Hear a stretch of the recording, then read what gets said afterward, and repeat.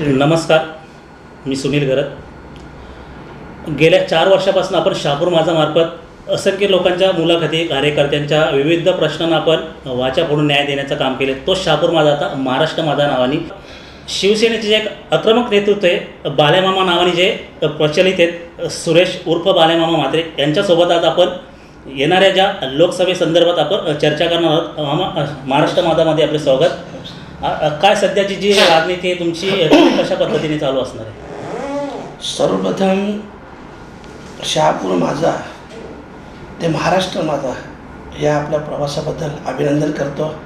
आणि खास करून महाराष्ट्र नव्हे तर संपूर्ण हिंदुस्थानात हा चॅनल पोचावा. कारण शहापूरसारख्या ग्रामीण भागातून सर्वसामान्य लोकांचे काय समस्या आहेत, या समस्या पोचवण्याचा तुम्ही प्रामाणिकपणे प्रयत्न करतात. आणि म्हणूनच मी संपूर्ण हिंदुस्थानात हा चॅनल पोचावा म्हणून शुभेच्छा देतो. आणि विषय युती संदर्भात जरी असला, आजपर्यंत कुठल्याही चॅनेलवर भिवंडी लोकसभा ही भारतीय जनता पार्टी किंवा शिवसेना कोणाच्या वाट्याला गेलेले हे आजपर्यंत समजलंच नाही. परंतु ह्या जागेसाठी शिवसेना आग्रही आहे. पहिलेही म्हटलं होतं, आजही म्हणतो की कुठल्याही परिस्थितीत ही जागा शिवसेनेला मिळावी. जिथं शिवसेनेचं 2014 ते 2019 ह्या 5 वर्षातला तुम्ही शिवसेनेचा आणि भारतीय जनता पार्टीचा जर प्रवास बघितला तर 5 वर्षात शिवसेनेचा आलेख हा सतत उंचावत चाललेला आहे. आणि म्हणूनच ह्या जागेवर शिवसेनेचा अधिकार आहे, हक्क आहे, आणि तो आमचा हक्क आम्हाला मिळावा. पण आता साधारण पालघरची जी जागा आहे ती जाहीर केली की ती शिवसेनेला सोडतात, परंतु भिवंडीमध्ये कुठेतरी ताकद ठेवले. काय असं तुमचं मत आहे या संदर्भात? नाही, अजून जोपर्यंत डिक्लेअर होत नाही तोपर्यंत आम्ही काही बोलू शकत नाही. परंतु अजूनही आम्ही आग्रही आहोत. आमची सगळीच मंडळी, म्हणजे आमचे शिवसैनिक ते जिल्हा प्रमुख, सगळी मंडळी ही जागा शिवसेनेला मिळावी म्हणून आग्रही आहेत. आणि ती मिळणार अशा प्रकारचे आम्हाला जिल्हा प्रमुखांचं काय मत आहे या संदर्भात? ते मागच्या वेळी चर्चा होती का जिल्हा प्रमुखही सीट लढवण्यासाठी इच्छुक आहेत? हो, शिवसेनेतून कोणी लढवू शकतो. ही सीट फक्त शिवसेनेच्या वाट्याला यावी. विषय जिल्हा प्रमुख लढवणार, बाळ्यामामा लढवणार किंवा कोणी शिवसैनिक लढवणार हा विषयच नाही. तो आमच्या पक्षाचा आदेश असेल. आदरणीय उद्धवसाहेब आणि पालकमंत्री एकनाथ शिंदेसाहेब हे ज्यांचं नाव सजेस्ट करतील ते इकडे निवडणूक लढणार. सध्या जी आता युती संदर्भात जी चर्चा चालू आहे, युती तुम्हाला मान्य नाही आहे? युती मान्य आहे, उमेदवार मान्य नाही. जर कदाचित ही सीट जर BJPच्या वाट्याला गेली तर आम्हाला उमेदवार कपिल पाटील हा मान्य नाही. बरं, का नाही आहे तुम्हाला मान्य? आज कपिल पाटलांना ज्यावेळी सुरुवातीला त्यावेळी शिवसेनेने त्यांना भरघोस मताने मदत केली, मग आता का मान्य नाही आहे? हे सांगतो की 2014ला भरघोस मताने निवडून दिल्यानंतर जे खासदार 24,000 करोडच्या गप्पा मारतात, तुम्हाला माहीत आहे का? खासदाराच्या गावात नारपोली पोलीस स्टेशनमध्ये तुम्ही जाऊन चौकशी करा, 6 महिलांचा अपघाती मृत्यू झालेला आहे शौचालयाला जाताना. तर ह्या खासदारांनी विकासाच्या गप्पा माराव्या की? आता तर ते मागच्या वेळी एक लाईव्ह शो झाला चॅनलमार्फत, तिथे त्यांनी जाहीर केलं का 300 कोटीपेक्षा मी भिवंडीमध्ये कामं मंजूर करून आणली. साहेब, मी त्यांना जाहीर आवाहन केलं TV9च्या माध्यमातून का भिवंडी लोकसभेमध्ये पूर्ण एक तरी असा तुम्ही प्रोजेक्ट दाखवा की ज्याच्यातून 10 लोकांना रोजगार निर्मिती झाली. दुसरी गोष्ट, सगळ्यात महत्त्वाचं काय आहे, भिवंडी ग्रामीणचा जो गोडाऊनचा प्रश्न आहे काही झाला नाही. भिवंडी शहरातील जो लोणचा प्रश्न आहे, आता खासदार बोलतात की ते केंद्र सरकारकडून एक पॉलिसी मंजूर केली आणि ते मग त्याचं उद्घाटन इकडं केलं. मला एक समजत नाही हो, खासदारांना काय विकास किंवा काय कळतो का? अरे, डेव्हलपमेंट विषय हा असा आहे, तुम्ही मुंबईला जाओ, मुंबईला एक डेव्हलपमेंट पॉलिसी वेगळी आहे, तिथून तुम्ही ठाण्याला या, डेव्हलपमेंट पॉलिसी वेगळी आहे, तिकडनं तुम्ही भिवंडीला या, डेव्हलपमेंट पॉलिसी वेगळी आहे. मग केंद्र सरकारचा जो लूम खात्याविषयी जो काही विषय असेल, आमच्या व्यवसायाविषयी, हा प्रत्येक विभागात देशाच्या तुम्ही कानाकोपऱ्यात जर प्रत्येक विभागात भौगोलिकदृष्ट्या एक वेगळा त्याच्यासाठी हे असावा. पॅकेज असावं. तसा आमचा आग्रह आहे की ह्या भिवंडीसाठी एक वेगळा पॅकेज असावा. आणि खास करून जी टोरंटो कंपनी आहे, जिला आम्ही ईस्ट इंडिया कंपनीपेक्षा खराब मानतो. मला एक सांगावं, सगळ्या पक्षाच्या लोकांनी टोरंटोच्या विरुद्ध आंदोलन केलं. कधी खासदारने केलं का? म्हणजे यांचे जे काही साठेलोटे चालले आहेत, खरं म्हणजे तर अर्धा बिझनेस हे नोटबंदी किंवा सरकारच्या चुकीची पॉलिसीमुळे झाला आणि अर्धा व्यवसाय उद्ध्वस्त झाला टोरंटोच्यामुळे झाला. आज भिवंडीचा तुम्ही विषय घेतला तर भिवंडीमध्ये एक भिवंडी शहर म्हटलं तरी ॲक्च्युली वेगळ्याच पद्धतीने छोटी दिल्ली त्याप्रमाणे एक भिवंडीला मानलं जायचं. इथे जे लूम व्यवसाय होते असंख्य प्रमाणात होते. भिवंडीमध्ये जाताना अगदी पाहिलं तर कुठेही कंटिन्यू म्हणजे लोक ते असे हातगाड्यांच्यावर किंवा इतर टेम्पोमध्ये वाहतात, तसं काही आता प्रमाण राहिले नाही भिवंडीमध्ये. ज्या लूम ज्या बंद झाल्या याला काय कारण असू शकतं? नाही, मी तुम्हाला सांगितलं ना, एक तर सरकारची चुकीची पॉलिसी, दुसरी गोष्ट टोरंटो कंपनी. आज सांगावं, जे लूम चालवतो ना तुम्हाला भाडा 25 ना 30,000 येतो आणि तुम्हाला लाईटचं बिल 20,000 येतो. पण जिथं रोजगार निर्मिती, आता तुमचं शहापूरसारख्या ठिकाणी मला एक सांगावं, 5 वर्षात एक तरी माणसाला रोजगार निर्माण झाला का?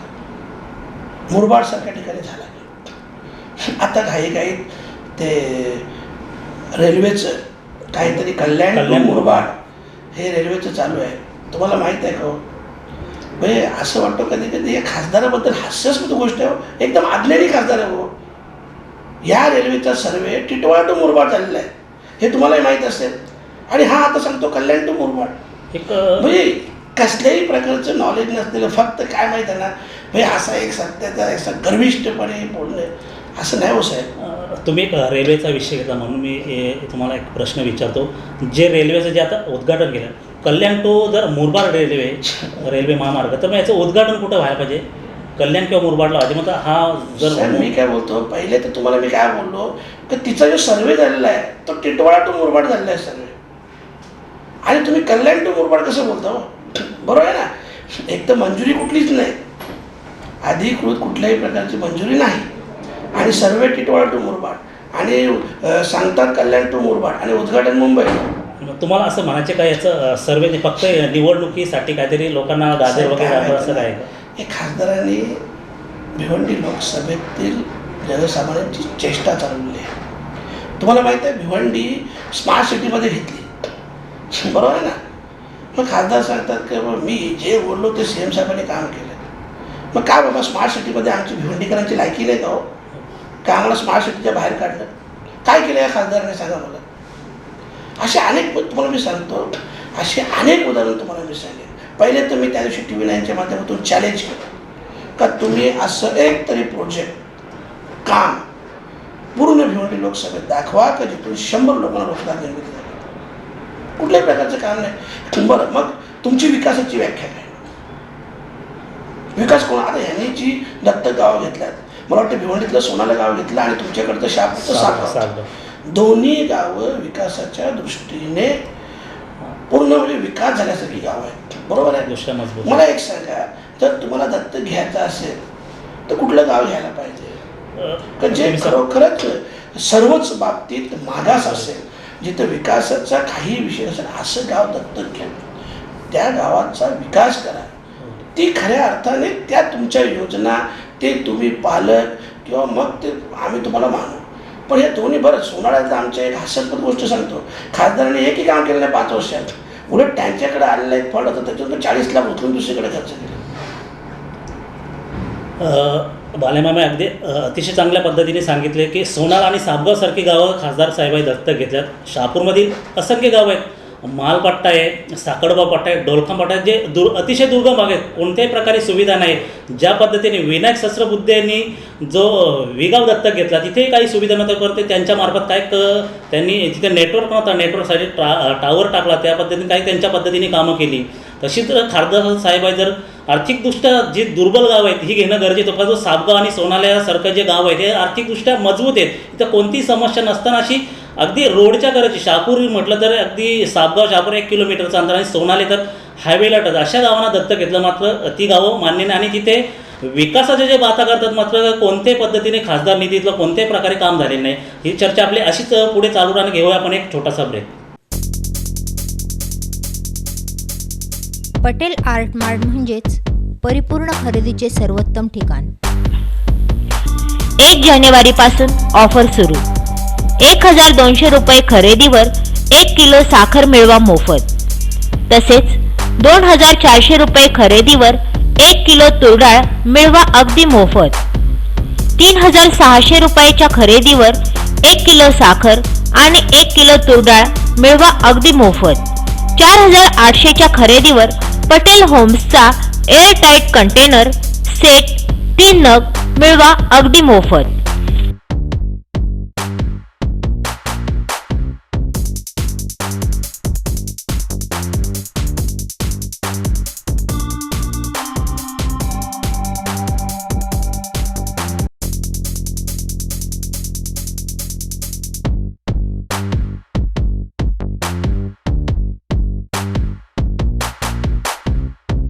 तसेच नवीन तांदूळ महोत्सव. राईस मिलच्या दरात नवीन तांदूळ मिळण्याचे एकमेव ठिकाण म्हणजेच पटेल आडमाड. उत्तम प्रतीचा नवीन तांदूळ घ्या स्वस्त दरात. वर्षभराचा भरून ठेवा आजच आपल्या घरात. गुजरात कोलम, सुगंधी इंद्रायणी, सुगंधी चिन्नोर, दूध मलाई दुबराज, वाडा जिनी कोलम, सुरती कोलम, काली मूछ, बीपीटी कोलम, नागपूर कोलम, आंबेमोहर, बासमती, बासमती मोगरा, बासमती प्रीमियम, वाडा कोलम, बासमती दुबार असे सर्व प्रकारच्या तांदळाच्या जाती येथे उपलब्ध आहेत. आमचा पत्ता ST बस डेपो जवळ, पंडित नाका, शहापूर. ब्रेकनंतर आपलं पुन्हा स्वागत. पुन्हा आपण मामांच्या सोबत चर्चा करणार आहोत. मामा, जो आता तुम्ही जो विषय घेतला खासदारांच्या संदर्भात, पण आता जे मी आता तुमचं केवळ भिवंडी नाही तर शहापूर आहे, मुरबाड आहे, यामध्ये तुम्ही काय सांगू शकता? म्हणजे जो आता खासदारांचा जो जनसंपर्क आहे का शहापूर मुरबाडमध्ये? म्हणून मी तुम्हाला मगाशी सांगितलं बघा, जेव्हा विकासाची कुठली कामं होती, आज तुम्ही मला सांगा शहापूरमध्ये किती सुशिक्षित बेरोजगार तरुण वर्ग आहे सांगा मला. मग ह्या तरुण वर्गाला जर आपण रोजगार व्यवसाय निर्माण करून दिला नाही तर हीच तरुण पिढी जी आपण उद्याचं या देशाचं भविष्य सांगतो, ही तरुण पिढी व्यसनाधीन होऊन वाईट मार्गाला जाऊ शकतो. कारण तुमच्याकडे रोजगारच नसेल आणि तुम्ही बघितलं असेल एवढी पोरं ग्रॅज्युएट होतात, मग हे कम्प्लीट झाल्यानंतर रोजगार व्यवसाय काहीच नाही, मग कुठेतरी दिशाही नव्हतं. आणि म्हणून मी सांगतो मग आमचा खासदारांवर आरोप एवढाच आहे किंवा जे खासदार बोलतात खरं म्हटलं तर MMRDची कामं याची त्याची कामं सांगतात. हे बाळ्या मामा सांगताना जिल्हा परिषदमध्ये काय केलं हे मी सांगेन. कपिल पाटलांनी संसदेच्या माध्यमातून काय केलं, लोकसभेच्या माध्यमातून ते दाखवायला पाहिजे. 5 वर्षात आता सांगतात मुरबाडला 5 वर्षापूर्वी 2014 त्यांचा अजेंडा बघा. मुरबाडला रेल्वे नेणं सांगितलं, उद्घाटन आता करतात, तेही अशी लोकांची दिशाभूल करून. आणि जे रस्त्यांचे वेगळे विषय तेही आता समजा मग तुम्ही 5 वर्षात काय केलं आणि 24,000 करोड काय तुमचे आहेत का? मग आता जो सध्या सरकारने जो लादलेला ट्रायचा निर्णय या संदर्भात काही माहिती आहे का तुम्हाला? काय सांगाल या संदर्भात? नाही, ट्रायबद्दल तर बघा 100% जनता, सर्वसामान्य जनता ही नाराज आहे. कारण जी केवळ तुम्हाला 250 रुपये मिळायची, 300 रुपयेपर्यंत मिळायची, सरकारने सांगितलं आम्ही 100 रुपयात देतो, 130 रुपयात देतो. 100 चॅनल, मला एक सांगा 100 चॅनलमध्ये झीचं चॅनल आहे का, सोनीचं चॅनल आहे का, कोणताही चॅनल बरोबर आहे, मराठी चॅनल आहेत का? मग तुम्ही महाराष्ट्रात राहून कॅनडाचे दाखवाल, गुजरातचे दाखवाल, हे चालेल का? ही फक्त ना मग तुम्हाला एक्स्ट्रा चॅनल पाहिजे असेल तर त्याच्यामध्ये आणखी पैसे मोजा. म्हणजे जे चॅनल आपण 250 रुपयात पाहायचो ते चॅनल आपल्याला 500 रुपयाला पडते, 550 रुपयाला पडते. त्याच्यामुळं सर्वसामान्य जनता एवढी वेळी नाही होत का तुम्ही काहीतरी खोटं नाटक सांगू. जी GST जाहीर केली का, GST साधारण मोठ्या लोकांच्या मत, आज GST बद्दल काय सांगाल तुम्ही? म्हणजे GST सर्वसामान्य माणसाच्या खिशातून घेतली जात नाही का, काय सांगाल या संदर्भात? आता एखाद्या हॉटेलमध्ये आपण जेवण केलं, 200 रुपयाचं जेवण करतात, आपल्याचकडनं 35-40 रुपये GST घेतात. GST आणि नोटबंदीबद्दल काय सांगा तुम्ही? नाही, नोटबंदी सपशेल अपयशी झालेली आहे. नोटबंदीबद्दल तुम्ही सांगा तर दुसऱ्याच दिवशी आदरणीय उद्धव साहेबांनी नोटबंदीला विरोध केला, एकदम जाहीर सरकारमध्ये असून सुद्धा.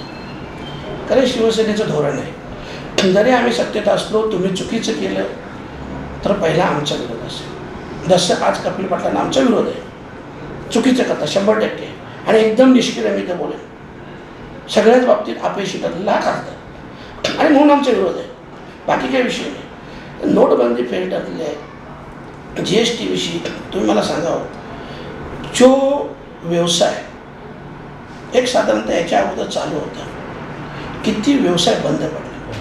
बरं, याच्यात जे आपण छोटे व्यवसाय ज्यांना मानतो ते सर्व छोटे व्यवसाय उद्योगधंदे देशभराला भयंकर भयंकर त्याच्यामुळे त्यांना त्रास झालेला आहे.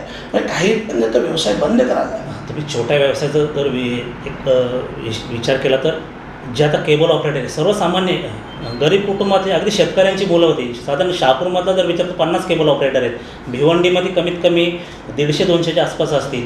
मुरबाडमध्ये आहेत. अशा पद्धतीने जर पकडलं तर साधारण आपल्या एका लोकसभा मतदारसंघात 500पर्यंत ऑपरेटर असतील. पण तो यांचा जो त्यांच्याही रोजीरोटीचा प्रश्न पडला आहे ट्रायच्या निर्णयामुळे. तेही व्यवसाय खूप धोक्यात आलेले आहे सरकारमुळे. आणि दुसरं आता मी विषय घेतो, ज्यावेळी समजा आता खासदार साहेबांची लग्न केली, 1101 लग्न लागतो, लग्नाचा टार्गेट दाखवला, त्या लग्नाच्या संदर्भात तुम्हाला काय माहिती आहे, काय सांगा तुम्ही? लग्न सोहळा केला लग्नाच्या संदर्भात तुम्ही बघितलं असेल का अल्पवयीन मुलांचे देखील लग्न लावले. काही आमच्या माता भगिनी तर लहान मुलांना देखील तिकडे घेऊन आले होते. म्हणजे अशा प्रकारची लोकांची दिशा म्हणजे तो सवय आहे, ती फक्त आकडा फुगवून दाखवायचा.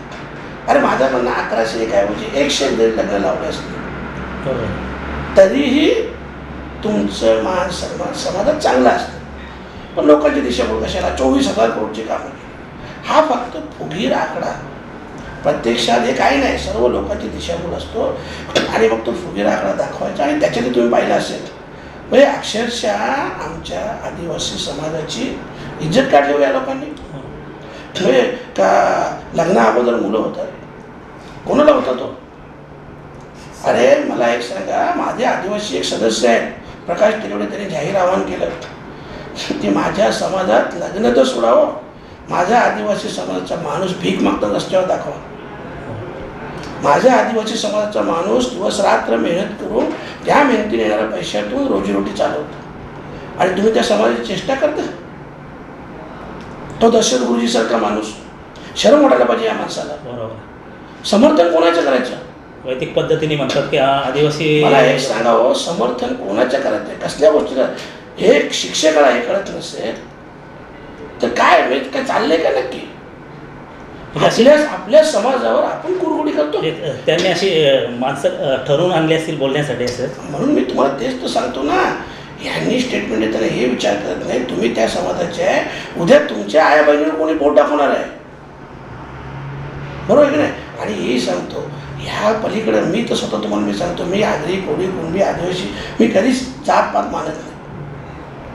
मी याही पलीकडे माझं म्हणणं हे महाराष्ट्र आहे, इथं सर्व महाराष्ट्रीयन आहेत, आपण सर्व एक आहोत. पण तरीसुद्धा अशा कार्यक्रमांच्या माध्यमातून जेव्हा आमच्या एक समाजाची इज्जत काढली जाते तेव्हा ते आम्ही सहन करणार नाही. हो.